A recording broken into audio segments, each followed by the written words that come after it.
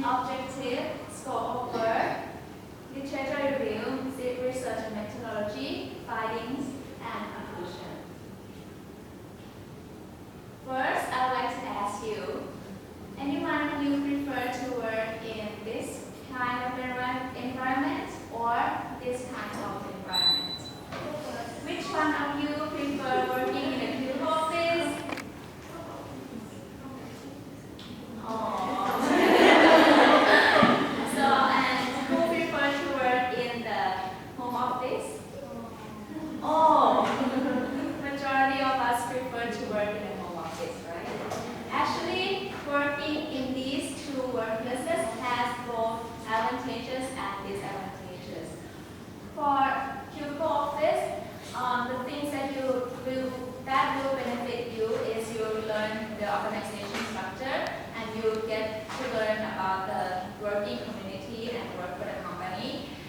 But you will lose control of your own time and your freedom. And the environment is not that creative too for the young generation. And for working in a home office, you gain your independence, you have your own freedom, but you suffer from the loneliness and from the bad habit that you will not get to work with others, you work alone, and lots of distraction at home also will not make you concentrate in your own work. So these two kinds of environment doesn't serve the young generation demand. Why? Because the new generations, what are the demand for a new generation? They would like to work in a place that is more formal than the traditional office and more informal than home. More formal than home environment and more informal than the traditional office. So what workplace can be served the demand for young generation? So a lot of young generation is preferred to work in a workplace called co-working space. It is a new trend of working. So what is a co-working space?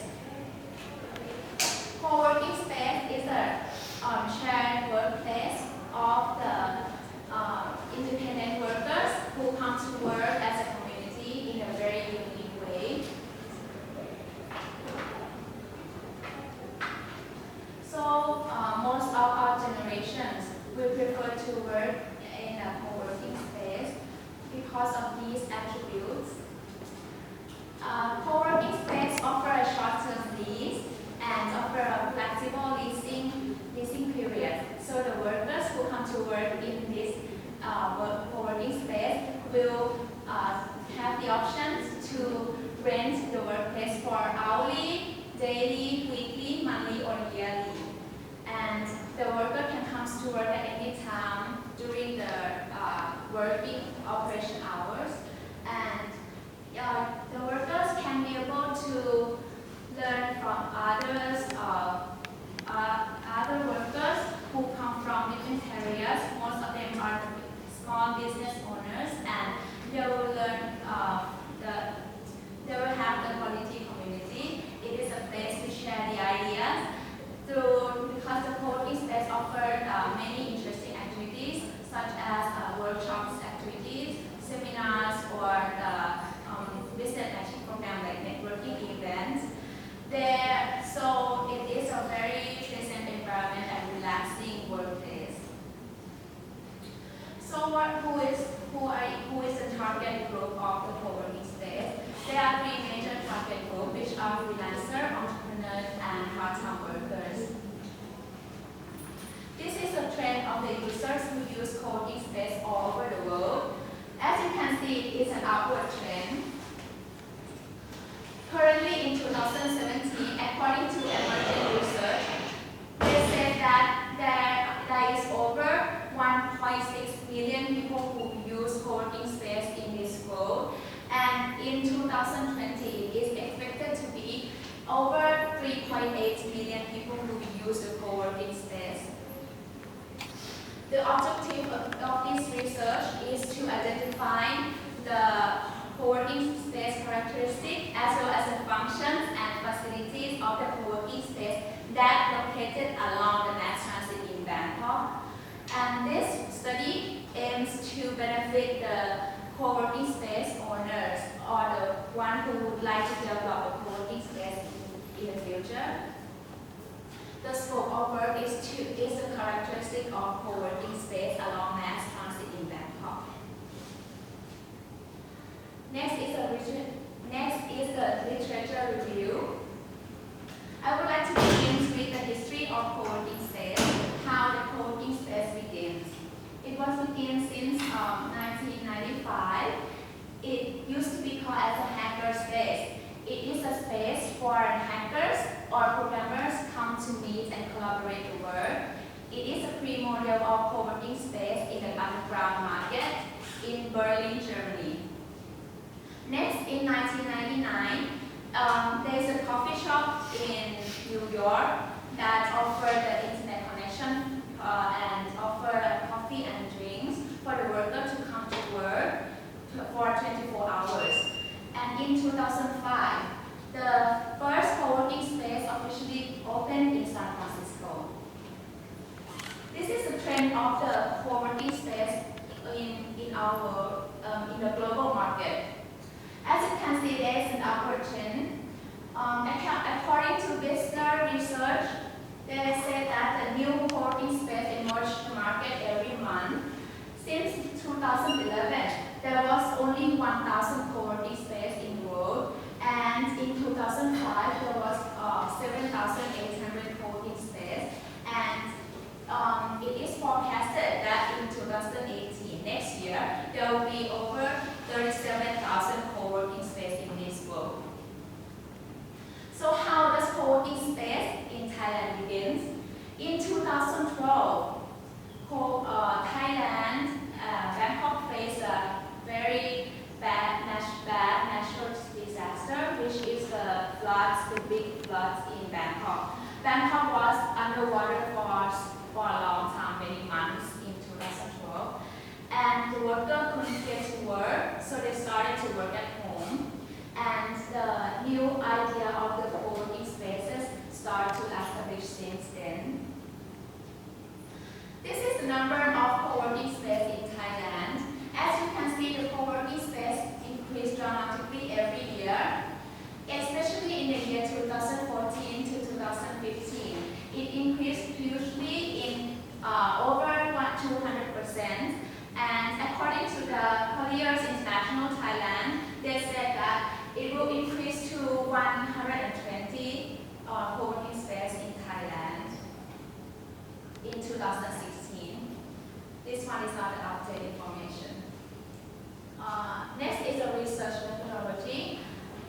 I have used a quantitative method in field survey.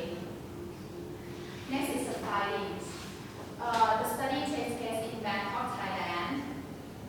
This is a map of Bangkok, and I have surveyed 2 districts in Bangkok, which are Klong Tlei and Vattana districts.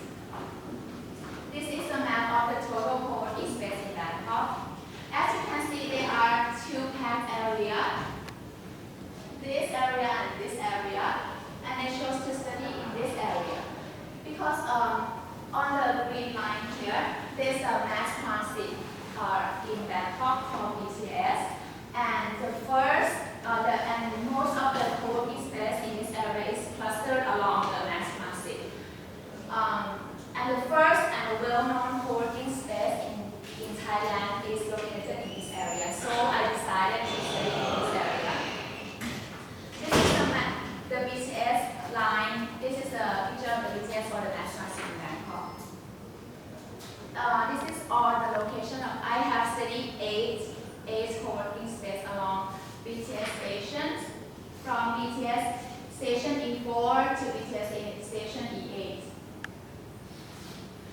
There are 3 characteristics of co-working space, which are first location, second is types of rental space, and the third is facilities. First, location. Every co-working spaces that I have been surveyed are located close to the mass transit for a distance of 110 meters